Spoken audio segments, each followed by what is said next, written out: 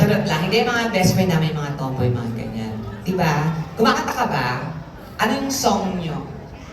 Ano mga song ng mga tomboy? Selos. Tama?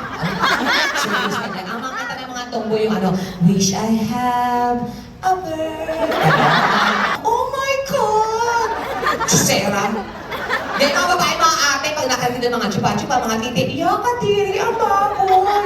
Pag uwi naman na bahay, lalalala. Pag uwi naman mga babae kayo, mas malandi pa kayo sa bakla. Kami naka-invento, ginagawa nyo na din. Di ba, may mga ganong babae, alam nyo kung may asawa kayo, gawin nyo na lahat. May asawa kayo, may boyfriend kayo, gawin nyo na lahat. May mga lalaki kasi na naughty talaga, na bago kayo bembangin, magpapaganon. Di ba? O, walang arte-arte dito ha. Sa comedy bar kami, sa comedy bar, binabagay talaga namin yan. Minsan may mga nagbabat, di ba may mga lalaki na gano'n? Di ba? Nakatutok na sa bibig, nakaganyan na. Sige na, ito naman yan. Ayoko, ano ba?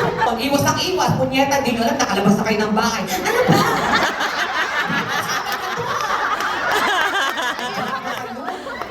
Diyos ko, kami nga napapakahirap para sa ganyan. Kayo, maarte ba kayo? Di ba? Normal, ano yun? Ha? Wala kayong entrance, no? Kung kayo manghayop kayo. Yan yung mga diskarte ng Pilipino, sasabay sa pintuan sa entrance. Tapos pag may nakatingin, gagano na yan. Tapos magtatago, kilala kong pamilya nyo. Gagago kayo, ha? Ba't nandiyan kayo may lamok dyan? Ha? Tinitignan nyo ako? Wala kayong ba? Halata naman. Ah, sumisigaw kayo. O, wala na mo gagawa ng sigaw nyo. Kailangan ko euro, tama. Kasi paano ko mapansin? Kung nagbigay ka ng 50 euro, di napansin kita.